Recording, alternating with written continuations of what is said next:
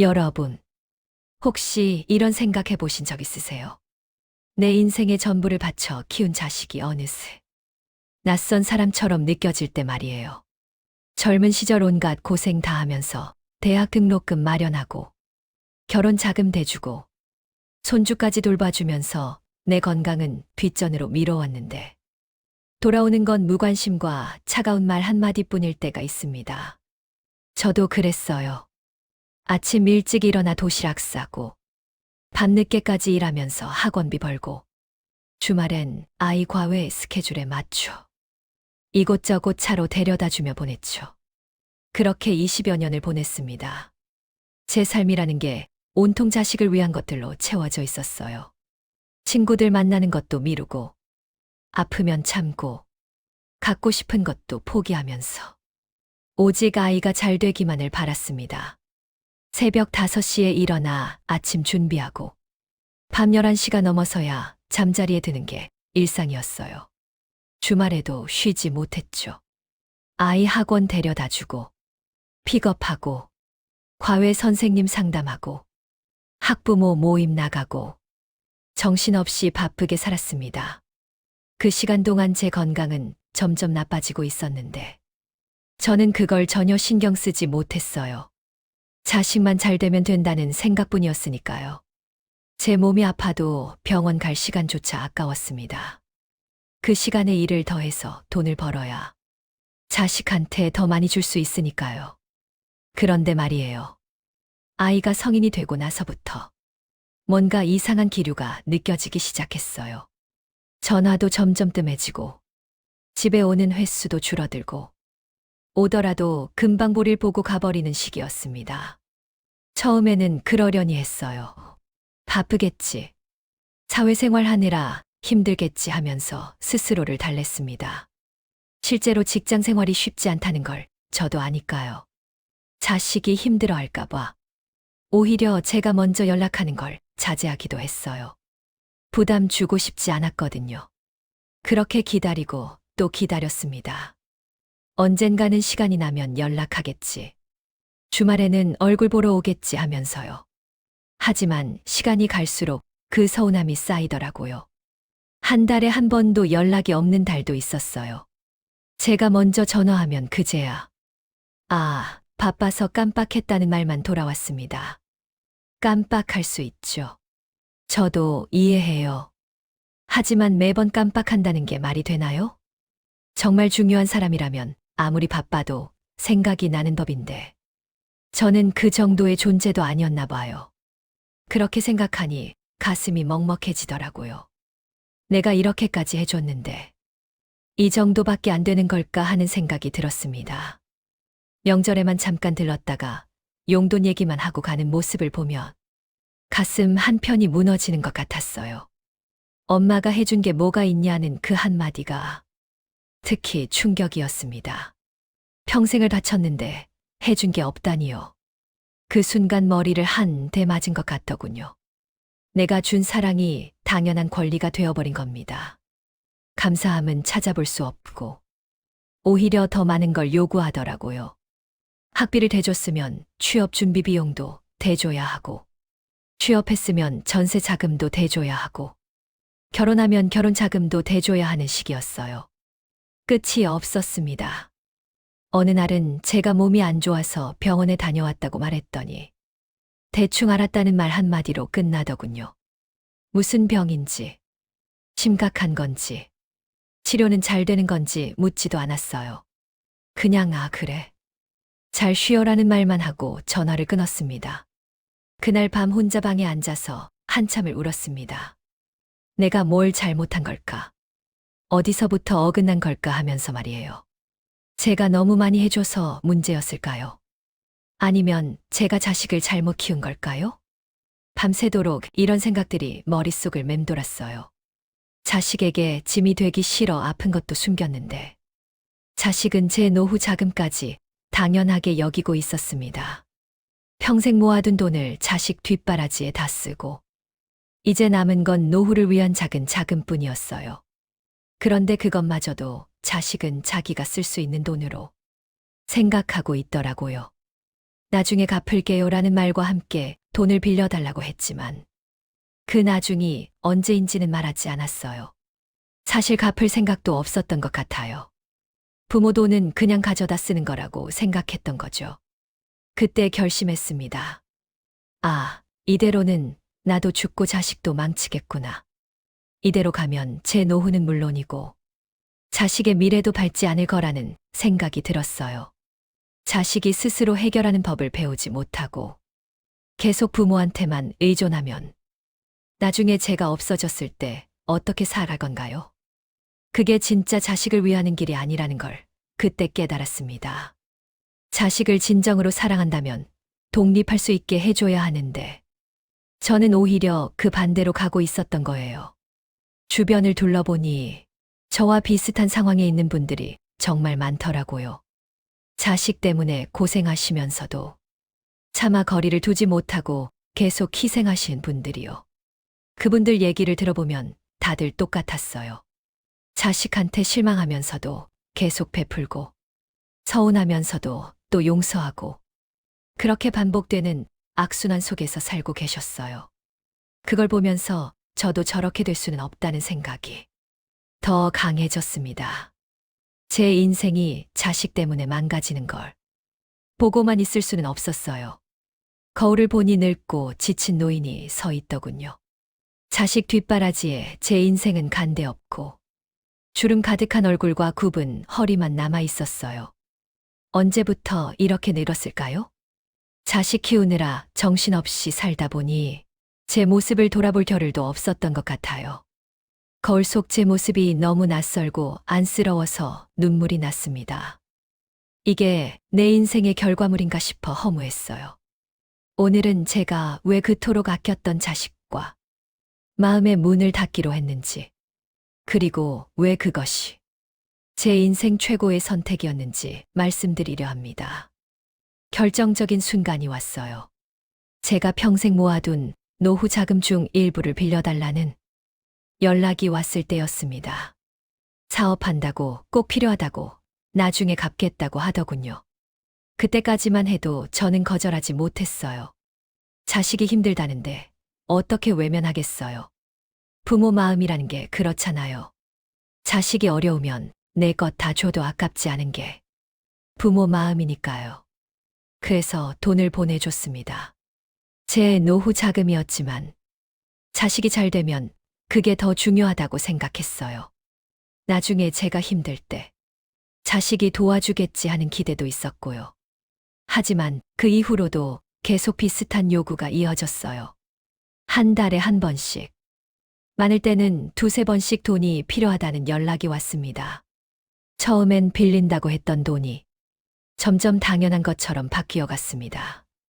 처음 몇 번은 나중에 꼭 갚을게요라는 말이라도 있었는데 나중에는 그런 말조차 없어졌어요. 그냥 엄마 돈 좀 보내줘라고만 하더라고요. 빌리는 게 아니라 받는 거라고 생각하게 된 거죠. 제 돈을 자기 돈처럼 여기기 시작한 겁니다. 어느 순간부터는 제가 돈을 주는 게 의무인 것처럼 느껴지기 시작했어요. 안 주면 불효자식 취급하는 것 같은 분위기였어요. 다른 집은 부모가 다 해주던데라는 말도 들었습니다. 남들과 비교하면서 저한테 더 많은 걸 요구했어요. 친구 부모는 차를 사줬다더라. 집을 사줬다더라. 그런 얘기를 하면서 저한테도 똑같이 해주기를 바랐습니다. 하지만 저는 그럴 형편이 안 됐어요. 평생 모은 돈이 얼마나 되겠어요. 그것도 거의 다 자식한테 주고 나니 남은 게 별로 없었습니다. 그러면서도 정작 제 건강이나 생활에 대해서는 관심조차 없더라고요. 제가 어떻게 지내는지, 건강은 괜찮은지, 돈은 충분한지 묻지도 않았어요. 오로지 자기가 필요할 때만 연락했습니다.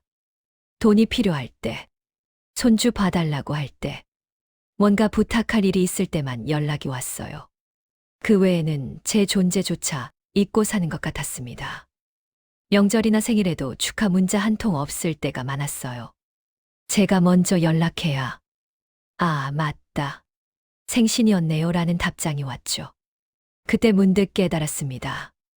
내가 지금까지 준 사랑이 고마움이 아니라 당연한 권리가 되어버렸구나 하고요. 제 희생이 존중받지 못하고 있다는 걸 알았을 때 정말 허무했어요. 20년 넘게 쏟아부은 사랑과 헌신이 아무런 가치도 없는 것처럼 느껴졌습니다. 제가 해준 것들이 너무 많아서 오히려 특별하지 않게 된 거예요. 공기처럼 당연한 것이 되어버린 겁니다. 사람들은 공기의 소중함을 모르잖아요. 늘 있으니까요. 제 사랑도 그렇게 됐던 거예요. 이대로 가면 저도 망가지고 자식도 제대로 된 사람이 못 될 것 같았습니다. 자식이 계속 부모한테 의존하면서 자립심을 잃어가고 있었어요. 스스로 문제를 해결하려고 하지 않고 무슨 일만 생기면 부모한테 손을 벌렸습니다. 이건 자식의 미래를 위해서도 좋지 않았어요. 제가 계속 뒤처리를 해주면 자식은 영원히 어른이 되지 못할 거라는 생각이 들었습니다. 진짜 사랑이라면 자식이 스스로 설 수 있게 도와줘야 하는데 저는 오히려 자식을 더 나약하게 만들고 있었던 거죠. 그래서 결심했습니다. 이제는 달라져야 한다고. 제 인생을 되찾아야 한다고 말이에요. 하지만 말처럼 쉽지 않았어요. 평생을 자식 중심으로 살아온 사람이 하루아침에 바뀌기란 정말 어려운 일이었습니다. 자식한테 안 된다고 말하는 게 이렇게 힘든 일인지 그때 처음 알았어요. 전화기를 들고 한참을 망설이다가 결국 못하고 내려놓은 적도 여러 번이었습니다. 용기가 나지 않았어요. 자식이 실망할까봐, 저를 미워할까봐 두려웠거든요. 물론 쉬운 결정은 아니었어요. 밤새도록 고민하고 눈물 흘리면서 수없이 망설였습니다. 침대에 누워서도 잠이 오지 않았어요. 머릿속으로는 온갖 생각이 다 들었습니다. 내가 너무 이기적인 건 아닐까? 부모가 이래도 되는 건가? 나중에 후회하지 않을까?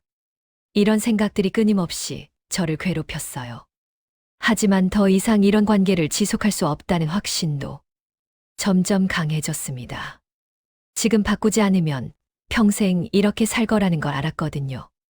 주변 사람들한테 말하기도 조심스러웠습니다. 자식과 거리를 둔다는 게 남들 눈에는 어떻게 비칠까 걱정됐거든요. 독한 부모라고 손가락질 받을까봐 두렵기도 했고요. 실제로 몇몇 분들한테 조심스럽게 얘기했더니 반응이 좋지 않았어요. 그래도 자식인데 어떻게 그럴 수 있냐는 말을 들었습니다. 부모가 그러면 안 되지라는 말도 들었고요. 그런 말들을 듣고 나니 더 위축됐어요. 내가 잘못 생각하는 건가 싶었습니다. 하지만 제 마음속 깊은 곳에서는 이게 옳은 길이라는 확신이 있었어요. 남들이 뭐라고 하든 제 삶은 제가 선택해야 한다는 걸 알았습니다. 평생 남의 시선 의식하면서 살아온 게 후회됐어요. 자식 잘 키워야 한다는 사회적 압박, 부모는 희생해야 한다는 고정관념, 그런 것들에 얽매여 살았던 거죠. 이제는 그런 틀에서 벗어나고 싶었습니다. 제 인생의 마지막 장은 제가 원하는 대로 쓰고 싶었어요. 진짜 사랑이라는 게 무조건 다 해주는 게 아니라 때로는 선을 긋고 각자의 삶을 존중하는 것일 수도 있다는 생각이 들었습니다. 자식을 정말 사랑한다면 자식이 독립할 수 있게 도와줘야 해요. 계속 의존하게 만드는 건 사랑이 아니라 집착이에요. 제가 그걸 깨닫는데 너무 오래 걸렸습니다. 하지만 늦었다고 생각할 때가 가장 빠른 때라고 하잖아요. 지금이라도 바로잡으면 되는 거예요. 그래서 천천히 변화를 시작했어요. 하루아침에 완전히 바뀔 수는 없었지만 조금씩 제 삶의 중심을 자식에서 저 자신으로 옮겨가기 시작했습니다. 먼저 작은 것부터 바꿔나갔어요. 매일 아침 자식 걱정하며 하루를 시작하는 대신 오늘 제가 뭘 하고 싶은지 생각하기 시작했습니다. 자식한테 전화하고 싶은 마음을 참고 대신 친구한테 전화를 걸었어요. 자식 생각에 우울해지려고 할 때마다 산책을 나가거나 책을 읽었습니다. 이게 생각보다 훨씬 어려웠습니다. 평생을 자식한테 기대를 걸고 살아왔는데 그걸 내려놓는다는 게 말처럼 쉽지 않았어요. 처음 며칠은 정말 힘들었습니다. 습관처럼 핸드폰을 들여다보게 되고 자식 생각이 나면 가슴이 아렸어요. 밤에 잠을 이루지 못하고 뒤척이는 날도 많았습니다. 괜히 내가 잘못 생각하는 건 아닐까, 너무 야박한 건 아닐까 하는 생각이 들었거든요. 자식이 저를 그리워하고 있을지도 모른다는 생각에 전화하고 싶은 마음도 굴뚝 같았어요. 하지만 참았습니다. 지금 참지 않으면 영원히 못 바뀔 것 같았거든요. 대신 그 시간에 제가 하고 싶었던 것들을 하나씩 시작했습니다. 오래전부터 배우고 싶었던 서예를 등록하고 친구들과 정기적으로 만나는 모임도 만들었어요. 서예 교실에 처음 갔을 때 떨렸어요. 나이 든 사람이 이제 와서 뭘 배우나 싶기도 하고 잘할 수 있을까 걱정도 됐거든요. 하지만 막상 붓을 잡고 먹을 갈아보니 마음이 편안해지더라고요. 집중해서 글씨를 쓰다 보면 잡념이 사라지고 오직 그 순간에만 집중하게 됐어요. 친구들과의 모임도 큰 도움이 됐습니다. 자식 때문에 그동안 소홀히 했던 친구 관계를 다시 회복하기 시작했어요. 일주일에 한 번씩 만나서 차도 마시고 수다도 떨고 같이 영화도 보러 갔습니다. 친구들과 시간을 보내니까 외롭지 않았어요. 오히려 자식과 있을 때보다 더 편하고 즐거웠습니다. 친구들은 제 얘기를 진심으로 들어주고 공감해주고 위로해줬어요. 자식은 제 얘기에 관심도 없었는데 말이에요. 처음엔 익숙하지 않았지만 점점 그 시간들이 저를 채워주더라고요.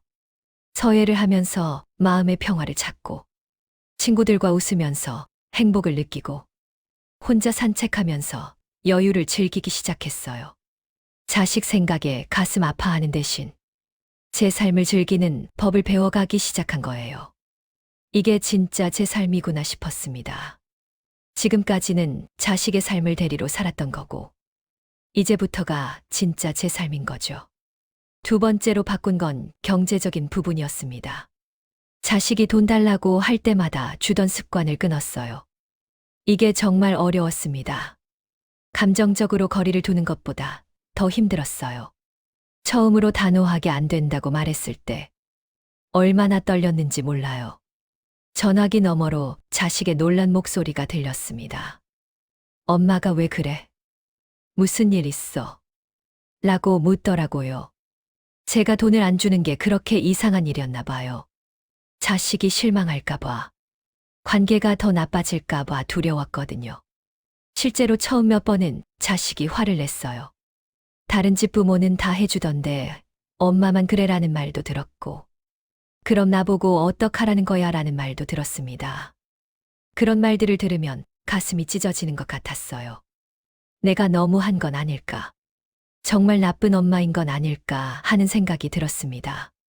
하지만 제 노후를 지켜야 나중에 자식한테 짐이 되지 않는다는 걸 깨달았습니다. 지금 다 퍼주고 나중에 제가 돈이 없었어 자식한테 손을 벌리면 그게 더 큰 문제예요. 자식도 그때 가서 저를 부담스러워할 거고 저도 자존심이 상할 거잖아요. 그러니 지금 제 돈을 지키는 게 장기적으로 보면 자식을 위하는 길이기도 한 거죠. 제가 경제적으로 안정되어야 자식도 편하게 자기 삶을 살 수 있다는 걸 알게 됐어요. 그래서 앞으로는 제 생활비와 의료비를 먼저 챙기고 남는 게 있을 때만 도와주기로 마음먹었습니다. 통장을 따로 만들어서 노후 자금은 절대 건드리지 않기로 했어요.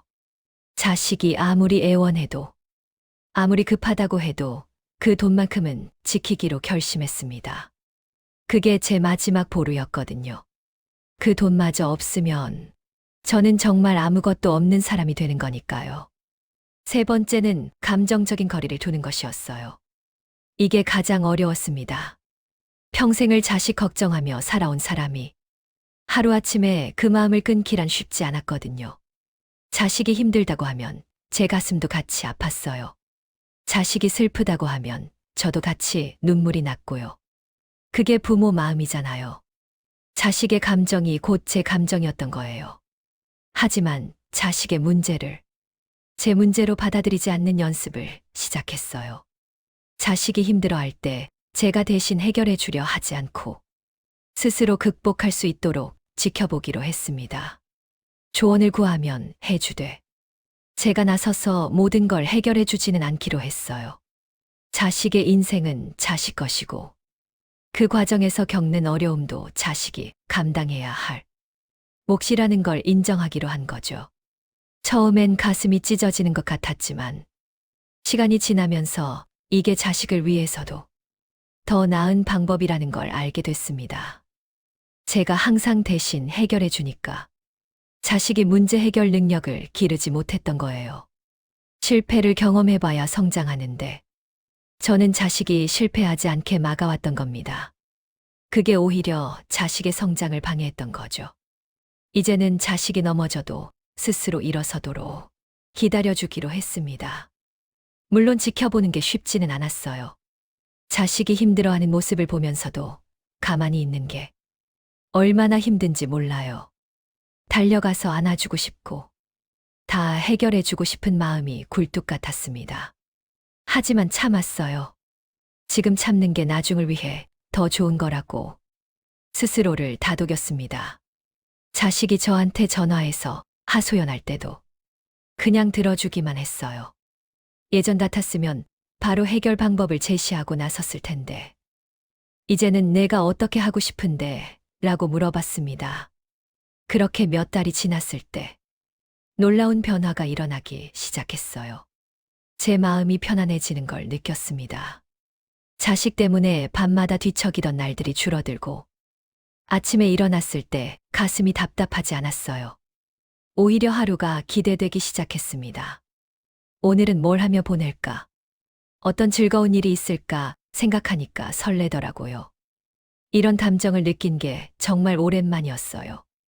아마 자식 낳기 전 이후로 처음이었을 겁니다. 결혼하고 아이 낳은 뒤로는 제 감정이나 욕구는 늘 뒷전이었거든요. 항상 남편 눈치 보고, 자식 눈치 보고, 시댁 눈치 보면서 살았어요. 제가 원하는 게 뭔지, 제가 하고 싶은 게 뭔지 생각해 본 적도 없었습니다. 그저 주어진 역할을 충실히 하는 게 제 인생의 전부였어요. 하지만 이제는 달라졌습니다. 제가 주인공인 삶을 살기 시작한 거예요. 친구들과 여행도 다녀왔어요. 그동안 자식 봐주느라, 돈 아끼느라 못 갔던 여행을 드디어 다녀온 거예요. 제주도에 가서 바다도 보고, 맛있는 음식도 먹고, 예쁜 카페에서 여유롭게 시간을 보냈습니다. 파도 소리를 들으면서 해변을 걷는데 눈물이 나더라고요. 이렇게 평화로운 순간이 있을 수 있다는 게 믿기지 않았어요. 바다를 바라보면서 그동안의 삶을 되돌아봤습니다. 그 순간 제가 얼마나 오랫동안 저 자신을 억눌러 왔는지 깨달았어요. 제 행복을 뒤로 미루고 살아온 세월이 너무 아깝더라고요. 40년을 그렇게 살았어요. 결혼해서 20년, 자식 키우면서 20년, 총 40년을 남을 위해 살았던 거죠. 그 세월이 아깝지만 그렇다고 후회만 하고 있을 수는 없잖아요. 앞으로 남은 인생이라도 제대로 살아야겠다고 다짐했습니다. 하지만 이제라도 이런 걸 느낄 수 있다는 게 감사했습니다. 늦었다고 생각할 때가 가장 빠른 때라는 말이 정말 맞는 것 같았어요. 60이 넘었지만 아직 삶은 계속되고 있고 앞으로도 오래 살 텐데 그 시간을 자식 걱정하면서 우울하게 보낼 순 없잖아요. 행복하게 살 수 있는 시간이 아직 많이 남아 있다는 게 감사했습니다. 옷도 새로 샀어요. 그동안 자식들 옷 사주느라 제 옷은 늘 뒷전이었거든요. 몇 년 전에 산 옷을 계속 입고 유행 지난 옷도 그냥 입고 다녔습니다. 편하기만 하면 됐지 예쁠 필요는 없다고 생각했어요. 어차피 늙었는데 누가 보겠냐는 생각도 있었고요. 하지만 옷가게에 들어가서 이것저것 입어보니 기분이 좋아지더라고요. 그런데 이번엔 제가 정말 입고 싶었던 옷을 샀어요. 백화점에 가서 이것저것 입어보고 마음에 드는 걸 골랐습니다. 점원분이 잘 어울린다고 칭찬해 주시니까 기분이 좋았어요. 가격표를 보고 조금 망설였지만 그래도 샀습니다. 제 돈으로 제가 입을 옷을 사는데 왜 망설여야 하나요? 자식한테 몇백만 원씩 줄 때는 망설이지 않았으면서 제 옷 몇만 원 사는 데는 망설이는 제가 안쓰러웠어요. 거울에 비친 제 모습을 보는데 왠지 모르게 눈물이 나더라고요. 새 옷을 입은 제 모습이 낯설면서도 반가웠어요. 이렇게 저를 위해 돈을 쓰는 게 얼마만인지 모르겠더라고요. 그 순간 제가 얼마나 저 자신을 소홀히 했는지 실감했습니다. 나를 사랑하지 않으면서 어떻게 남을 제대로 사랑할 수 있겠어요? 자식을 사랑하기 전에 먼저 저 자신을 사랑해야 한다는 걸 그때 깨달았습니다. 건강도 챙기기 시작했어요. 그동안 아파도 참고 병원 가는 것도 아까워하면서 살았는데 이제는 정기적으로 검진받고 운동도 시작했습니다. 건강검진을 받으러 갔더니 의사 선생님이 여기저기 안 좋은 곳이 많다고 하시더라고요. 혈압도 높고 당뇨 전 단계이고 무릎도 안 좋고 그동안 방치했던 게 다 나타난 거예요. 충격이었어요. 제가 이렇게 아픈 줄도 모르고 살았구나 싶었습니다. 아침마다 동네 공원에 나가서 걷고 요가 수업도 등록했어요. 처음엔 몸이 뻣뻣해서 동작 하나 따라 하기도 힘들었어요. 다른 사람들은 다 잘하는데 저만 못하는 것 같아서 창피하기도 했고요. 하지만 계속하다 보니 조금씩 나아지더라고요. 몸이 유연해지는 게 느껴졌고 자세도 좋아졌어요. 뭔가를 배우고 발전하는 과정이 즐거웠습니다. 몸을 움직이니까 기분도 좋아지고 건강도 나아지는 게 느껴졌습니다. 아침에 일어날 때 몸이 덜 뻐근하고 계단 오를 때도 숨이 덜 차더라고요. 무릎 통증도 줄어들었어요. 운동이 이렇게 효과가 있는 줄 몰랐습니다. 진작 시작할 걸 하는 후회가 들었지만 그래도 지금이라도 시작한 게 다행이라고 생각했어요. 이렇게 제 몸을 돌보는 게 결국 제 노후를 지키는 길이라는 걸 알게 됐어요. 건강해야 자식한테 짐이 되지 않고 제 삶을 끝까지 주체적으로 살 수 있으니까요.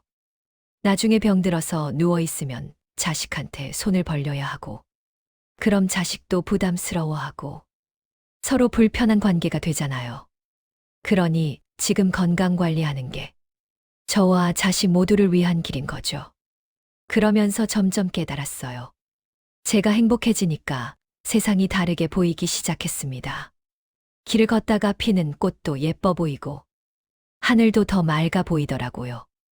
똑같은 풍경인데 예전에는 눈에 들어오지 않았어요. 자식 걱정에 머리가 꽉 차 있어서 주변을 볼 여유가 없었던 거죠. 하지만 이제는 달라요. 주변의 아름다운 것들이 눈에 들어오기 시작했습니다. 사소한 것들에서 기쁨을 느끼게 됐어요. 아침에 일어나서 창문을 여는 것만으로도 감사한 마음이 들었습니다. 햇살이 방 안으로 쏟아져 들어오는 걸 보면서 오늘도 좋은 하루가 될 거라는 기대를 했어요. 커피를 마시면서 창밖을 바라보는 시간, 산책하면서 바람을 느끼는 시간, 그런 소소한 순간들이 행복하게 느껴졌습니다. 이런 감정이 얼마나 소중한 건지 그동안 몰랐던 거예요. 자식 걱정에 눈이 가려져서 제 주변의 아름다운 것들을 보지 못했던 겁니다. 행복은 멀리 있는 게 아니라 바로 제 곁에 있었어요. 그걸 발견하지 못했던 거죠. 자식이 잘 되는 게 행복이라고 생각했는데 사실 제가 행복해야 진짜 행복한 거더라고요.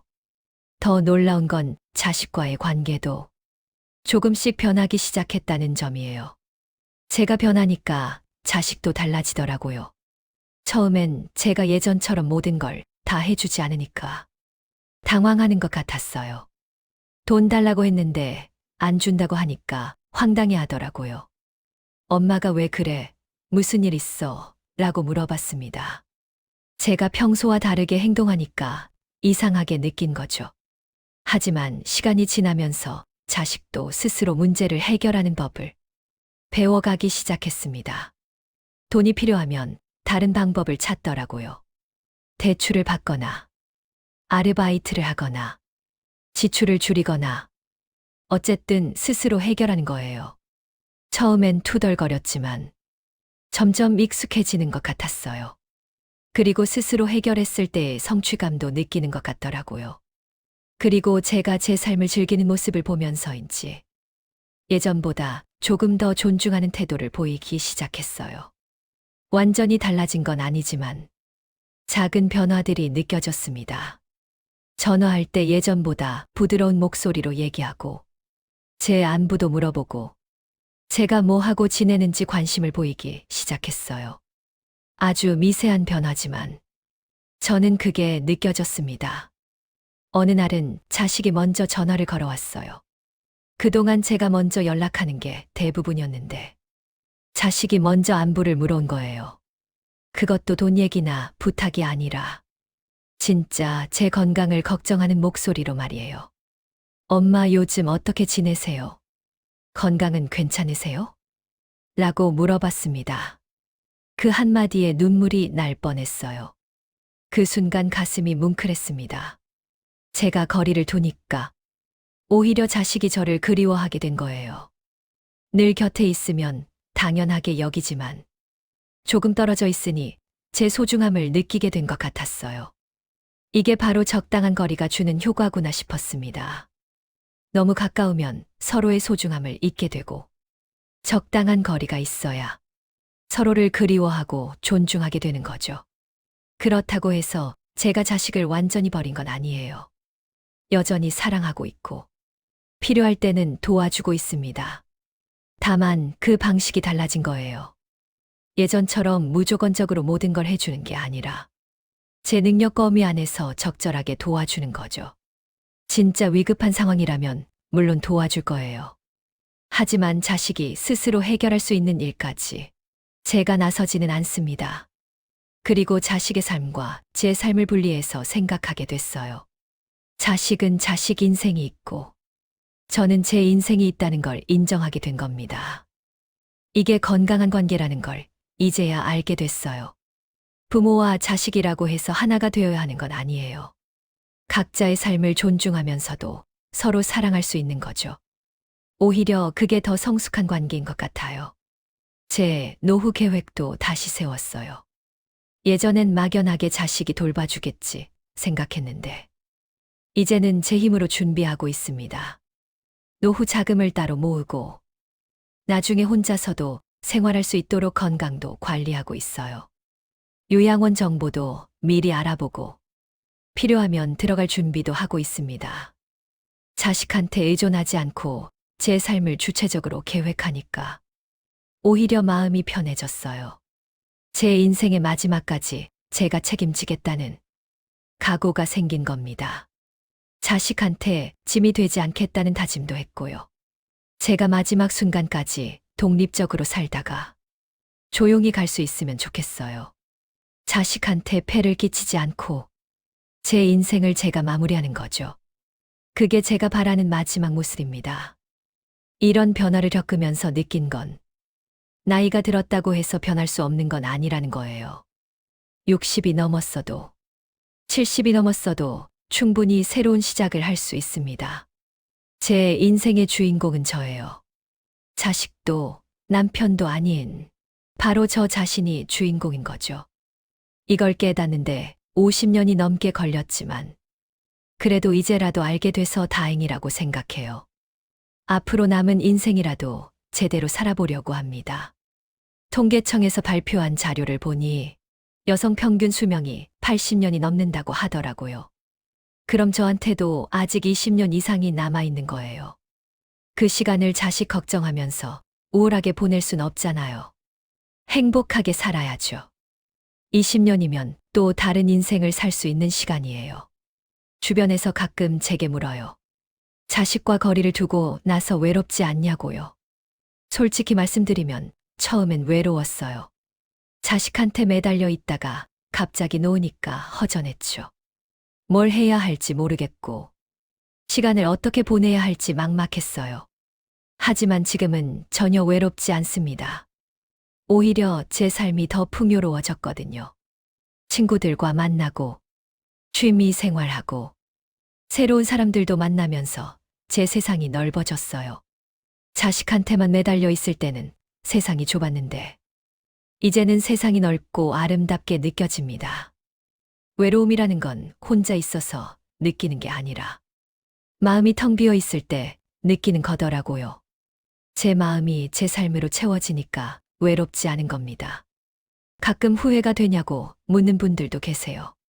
단 한 번도 후회한 적 없습니다. 오히려 왜 진작 이렇게 하지 못했을까 아쉬울 뿐이에요. 더 일찍 저 자신을 위해 살았다면 지금보다 더 건강하고 행복했을 텐데 하는 생각이 들거든요. 하지만 뒤늦게라도 깨달은 게 어디예요. 많은 분들이 평생 그렇게 살다가 가시잖아요. 저는 그래도 제 인생의 후반부라도 제대로 살 기회를 얻은 거니까 감사하게 생각하고 있습니다. 남은 인생을 후회 없이 살 수 있다는 게 얼마나 큰 축복인지 몰라요. 매일 아침 눈을 뜨면 감사한 마음이 듭니다. 오늘도 제가 원하는 대로 살 수 있다는 게 행복해요. 여러분, 자식을 버리라는 뜻이 아닙니다. 자식에게 올인하느라 정작 본인을 버리고 계신 건 아닌지 돌아보시라는 겁니다. 내가 행복해야 자식도 나중에 부모를 존중합니다. 제가 우울하고 불행하면 자식도 그걸 느껴요. 그리고 부모를 부담스럽게 생각하게 됩니다. 하지만 제가 행복하고 건강하게 살면 자식도 안심하고 부모를 존경하게 돼요. 지금 혹시 자식 때문에 매일 밤 눈물 흘리게 계신가요? 자식이 연락도 안 하고 돈만 달라고 하고 부모를 귀찮아한다고 느끼시나요? 그렇다면 오늘부터 딱 한 걸음만 물러나 보세요. 한 걸음만 뒤로 물러서서 여러분 자신을 돌아보세요. 여러분이 정말 원하는 게 뭔지, 여러분이 행복하려면 뭐가 필요한지 생각해 보세요. 그게 여러분과 자식 모두를 살리는 길일지도 모릅니다. 제 경험상 거리를 두는 게 오히려 관계를 개선하는 방법이었어요. 너무 가까이 붙어 있으면 서로 상처 주게 되지만 적당한 거리를 유지하면 서로를 존중하게 됩니다. 자식도 독립적인 인간으로 성장하고 부모도 자기 삶을 살 수 있게 되는 거죠. 오늘 제 이야기가 여러분의 지친 마음을 조금이라도 다독여 드렸기를 바랍니다. 여러분은 충분히 잘해오셨어요. 정말로 최선을 다하셨어요. 아무도 여러분을 비난할 자격이 없습니다.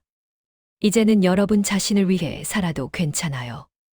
여러분의 인생은 여러분 것이니까요. 이걸 잊지 마시고 앞으로 남은 인생 행복하게 사시길 진심으로 바랍니다.